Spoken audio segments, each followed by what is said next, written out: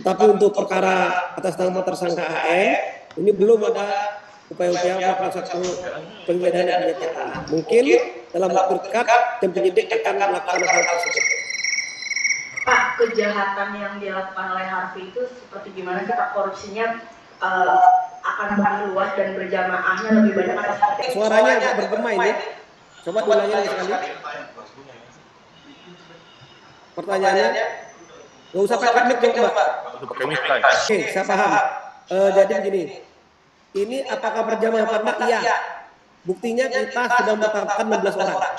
Ya, yang khusus untuk HM yang kita tahan kemarin itu ya, beberapa modus operandinya adalah mereka mengumpulkan para penambang ilegal di lahannya milik PT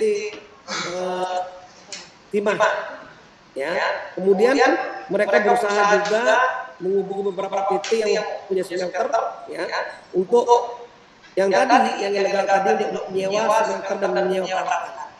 Nah, dari kegiatan tersebut mereka mengumpulkan sejumlah uang, ya, yang nantinya digunakan untuk CSR, ya kan? Tetapi setelah kita deteksi uang-uang tersebut digunakan secara pribadi, sehingga memang perkara yang terkait dengan HM ini ada benang merahnya dengan HM yang kita tahan 2 hari yang lalu, ya, tersangka yang ke-15. Ya, jadi uang sebagian mereka yang memanfaatkan, sebagian diserahkan kepada HM, dan untuk kepentingan CSR ternyata HM juga menggunakan untuk kepentingan usaha dalam hal ini manajemen dan untuk kepentingan pribadi. Ada bisa menyatakan seperti itu ya, tetapi tim penyidik masih tetap bekerja. Dalam waktu dekat mungkin ada lagi mungkin orang-orang yang bisa dikenakan untuk bertanggung jawab terhadap perkara itu. Kita lihat aja. Istri dari HM bakal diperiksa Pak. Dan HM ini. HM dan HM saya bisa bilang itu ada hubungan kerjasama dan ada benang merahnya.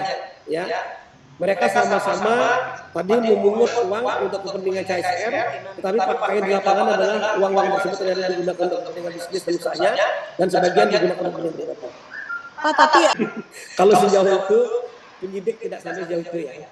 Jadi yang jelas siapa yang bertanggung jawab, apa yang mereka lakukan, ya siapa yang memegang keuangan negara dan apa yang mereka dapatkan. Itu dulu yang kita teliti dari teman-teman para tersangka yang telah kita tetapkan. Kalau misalnya dengan tim melebar ke depan, ke depannya kita kenakan tindak pidana pencucian uang, itu nanti penyidik yang menentukan. Kemungkinan akan diperiksa Pak.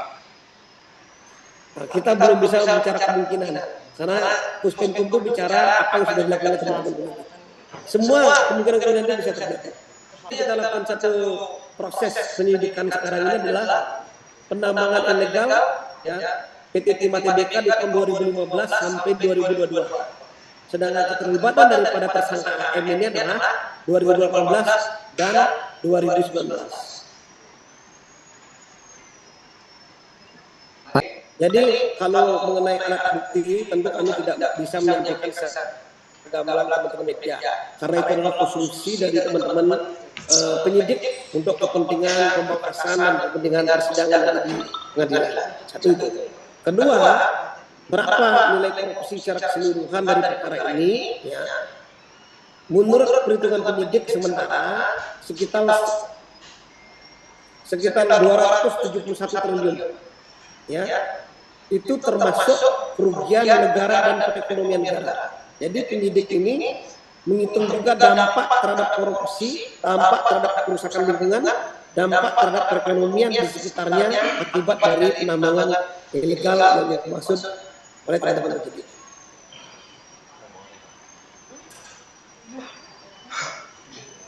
Ada lagi?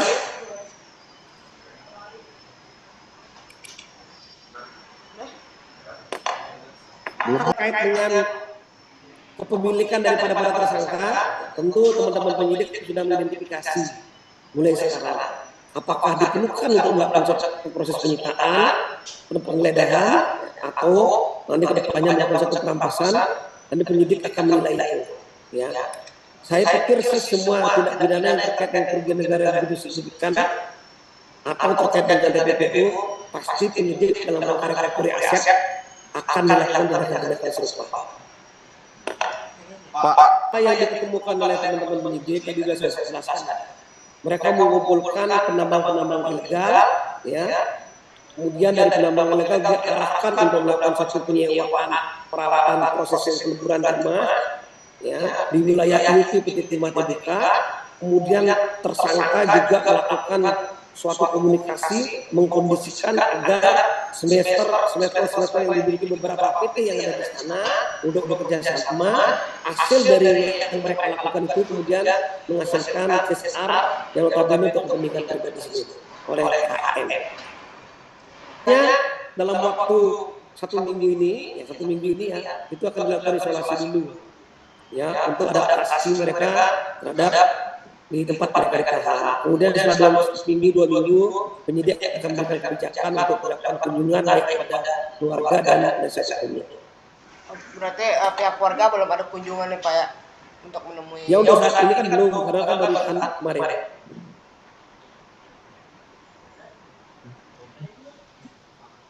Ada lagi?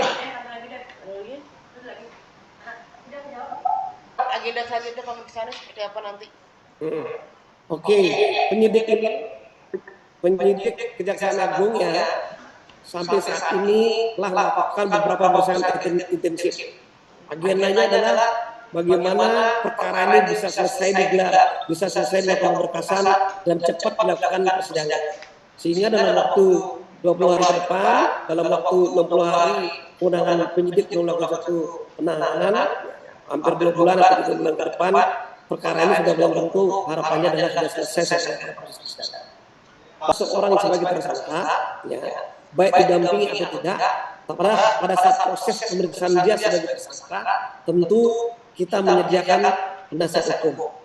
Kalau mereka tidak membawa pada saat kita melakukan penahanan, tapi kalau mereka sudah membawa, tentu tidak jadi masalah buat penyidik melakukan pemeriksaan. Sudah ditahan berarti sudah pernah disediakan oleh Kejaksaan Agung. Ya, kalau sudah ditahan berarti ada proses pemeriksaan tersangka.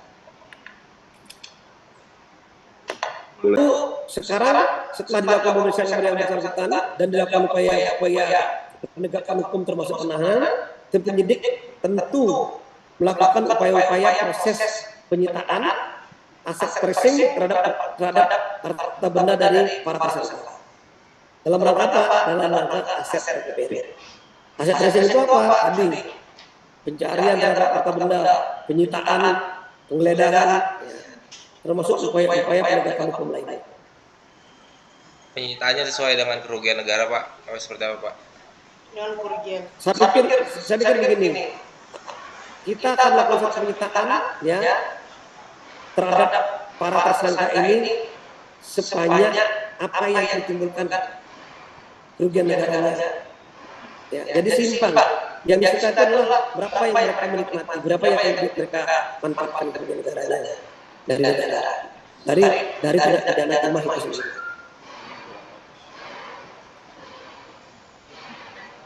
Dah, berarti maksud saya. Pak, terima kasih Pak Ketua. Sudah kumpul. Ya Pak. Saya hari Senin balik lagi ke Jakarta. Silakan kalau ada hal-hal yang detail mau ditanyakan, kami siap menunggu rekan-rekan. Siap Pak. Siap. Oke. Terima kasih. Assalamualaikum warahmatullahi wabarakatuh.